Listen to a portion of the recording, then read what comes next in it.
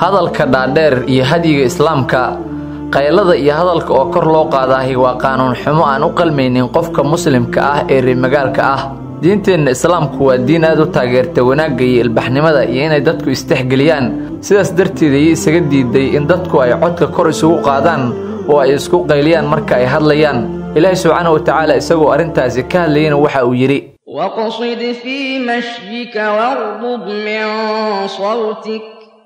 إن أنكر الأصوات لصوت الحمير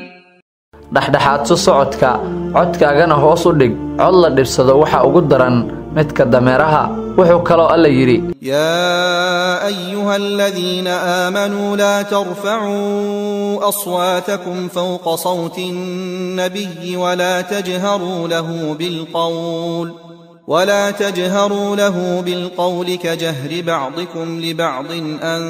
تحبط أعمالكم وأنتم لا تشعرون kuwa iimaanka laga helayo codkeena ha ka sara marinina codka nabiga hadalkana kor ha u qaadina sida adinku kor isugu qaadaan oo kale si uusan amalkiina u burburin idinkoon ogeyn waxa la sheegay aayadan inay ku soo degatay dad reebaadiye ah oo nabiga sallallahu alayhi wasallam marka ay u imaanayaan ugu dhawaaqi jiray si aan maamuus lahayn waxa ay ka soo qeylin jireen meel shishe iyaga oo leh aaway maxamed noo soo bax maxamedow iyo waxyaabo kale oo la mid ah ilaahay isagoo arintaasi ka waramaya ayaa uu aayad kale waxa uu ku yiri innal ladina yunadunaka min wara'il hujurati aktharuhum la ya'qilun ولو أنهم صبروا حتى تخرج إليهم لكان خيرا لهم والله غفور رحيم kuwa kaaga soo dhawaaqaya guryaha gadaashooda intooda badan waa kuwa aan waxba garanaynin bal hadii ay sugi lahaayeen ilaa aad uga soo baxayso khayr bay u ahaan lahayd sidoo kale rasuulku sallallahu alayhi wasallam waxa ka sugnaaday ahadiis aad u fara badan oo ku tusinaya in aysan qayladu ahayn usluubta qofka muslimka ah waxa kaloo sugnaaday aathar oranaysa in nabiga sallallahu alayhi wasallam uu ahaa mid hadalkiisu aanu dhaafinba hadba qofka uu la hadlayo ilaa saxaabada qaarkood ay tilmaameen in marka uu suubanuhu la hadlayo ninka midigta ka xiga uusan maqli jirin midka kale ee bidixda ka xiga wuxuu ahaa mid codkiisa ku kooba qofka uu la hadlayo oo kaliya sida aan aragno qaylada ama hadalka oo kor loo qaadayo islaamku waxa uu ka dhigay shay marka ay ugu yaraato karaahiye ah oo aan ku haboonayn dhaqanka dadka wax kale iska daayay islaamku xuska alle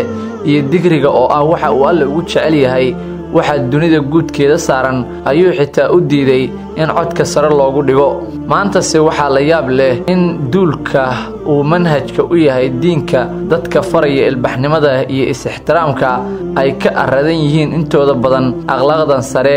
ee anfacaysa iyo in qaylo la iskula hadlo waxaad arki kartaa in dadka islaamku badankoodu yihiin dadka ugu qaylada badan dunida inaga oo Soomaali ana kuma basi jirno oo waxa aad moodaa in mawjada inagu xiran ay tahay